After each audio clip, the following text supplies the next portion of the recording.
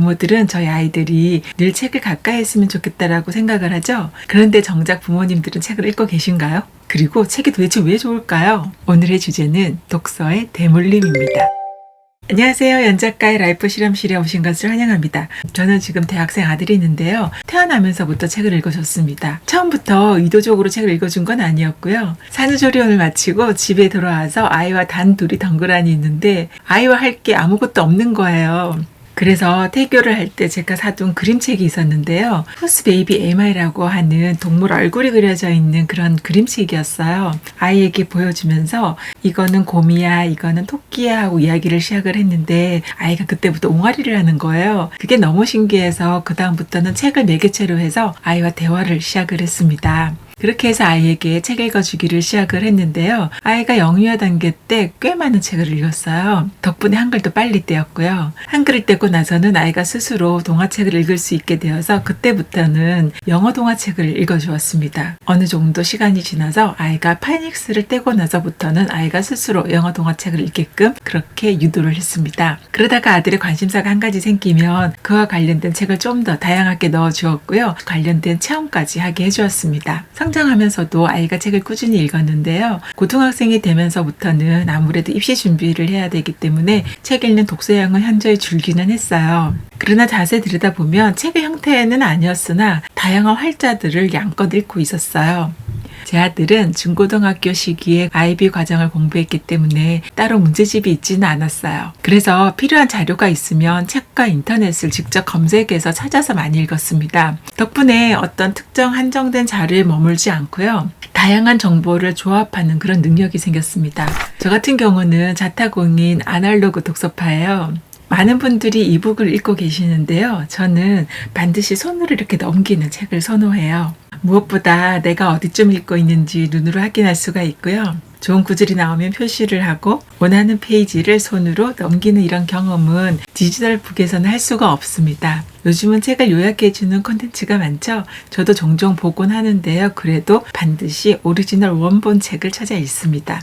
아무리 잘 정돈된 콘텐츠라고 해도 원작자의 의도가 모두 다 실려있지 않기 때문에 본래 의도를 놓치기가 쉽습니다. 그래서 저는 저만의 생각 주머니를 넓히고 싶어서 책을 직접 찾아 읽어요. 제가 1년에 책을 200권에서 300권 가량을 읽고 있는데요. 이렇게 읽은 책은 따로 독서 모임을 하거나 아니면 주변 사람들과 책 이야기를 나누고 있지는 않아요.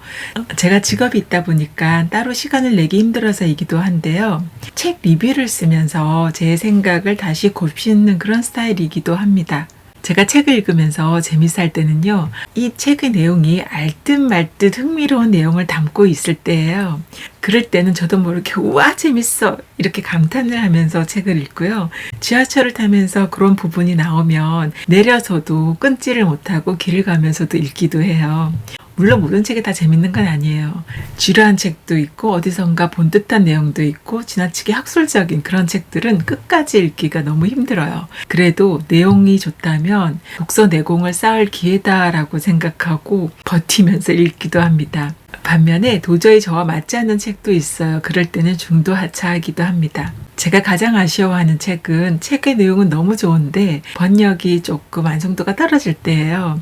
그런 책을 만나면 번역가보다는 출판사에 대한 아쉬움이 조금 생깁니다. 때로는 지역된 문장이 많은 책을 만날 때는 제 문해력이 총동원을 해서 책을 읽게 돼요. 책을 읽다 보면 꼬리에 꼬리를 무는 그런 독서를 하기도 하고 중도하차할지 고민스러운 책을 만나기도 합니다. 그런데 이 모든 경험들이 좋은 책과 좋은 문장을 찾을 수 있는 능력을 키워주고 있다는 사실도 깨달았습니다. 그렇다면 책이 주는 가장 큰 장점은 무엇일까요? 그건 바로 긴 호흡입니다. 한 권을 책을 읽을 때도 모든 페이지가 흥미로운 건 아니거든요. 때로는 빨리 넘기고 싶은 페이지도 있어요. 그렇게 강약강약 리듬이 있는 책 속에서 제 생각이 점점 정리가 되어 갈 수가 있습니다. 요약된 영상이나 글에서는 책의 내용뿐 아니라 작가에 대해서 10분이면 알려줄 수가 있죠. 하지만 거기에 제 생각이 개입될 틈은 전혀 없습니다. 반면에 책은 수백 페이지를 읽는 동안에 작가의 생각과 나의 생각이 만나는 그런 과정을 수없이 반복하게 됩니다. 이 과정에서 나의 경험이 소환되기도 하고 간접 경험이 내재화되기도 합니다. 요즘의 매체 컨텐츠의 발달은 사람들을 긴 시간 깊게 생각을 하기보다는 많은 정보를 빠르게 융합하는 능력을 키워주는 것 같습니다. 어쩌면 현대사회에서는 이런 트렌드가 더 맞을 수도 있죠. 하지만 저는 이런 방식은 한계가 있다고 봅니다. 재미있는 사실은 책을 통해서 긴 호흡을 익힌 사람은 양질의 콘텐츠를 찾거나 여러 정보를 빠르게 종합하는 능력도 키울 수 있다는 거예요. 그래서 저는 제 아들도 꾸준히 독서를 하기를 바랬습니다. 종종 아들을 어떻게 키웠어요? 라고 하는 질문을 받곤 하는데요. 그때마다 책의 중요성을 알려드리곤 합니다. 저는 아들을 키우는 동안 공부하라던가 책을 읽으라라는 말을 거의 하지 않았어요. 책 읽으라는 말 대신 이야기를 나누다가 책 내용을 인용하기도 하고 제가 읽었던 좋은 책을 추천해 주기도 하고 때로는 마음에 드는 구절이 있으면 그 페이지를 사진을 찍어서 아들에게 보내주곤 합니다. 지금 아들은 미국에 있는데요. 그런 메시지를 받게 되면 가끔씩 전화를 걸어서 1시간씩 저랑 이야기를 나눠요. 흥미로운 건 저는 주로 책을 통해서 지식을 얻는데 아들은 이미 인터넷이나 영상으로 알고 있는 경우가 많았습니다. 그래서 저조차 이거 책을 계속 읽어야 되나? 라는 생각을 할 때도 있어요. 그런데 최근 아들이 다시 책을 읽기 시작을 했습니다. 무심코 제가 독서가 너무 즐겁다라고 이야기를 했더니 아들이 적극적으로 독서에 대해서 찬양을 하는 거예요.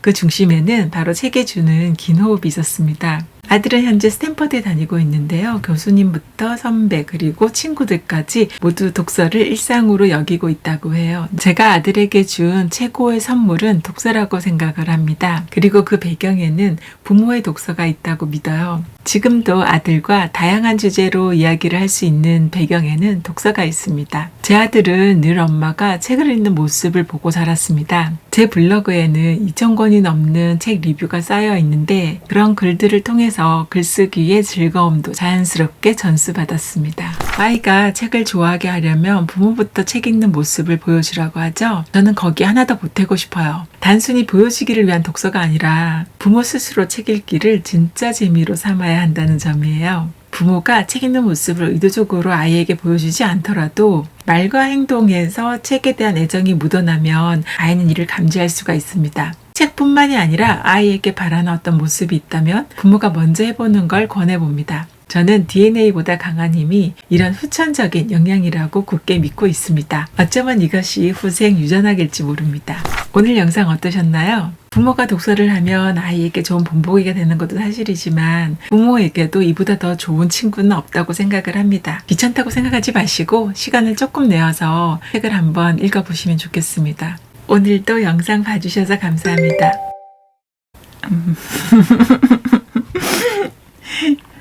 오랜만에 찍으니까 또 쑥스러워요.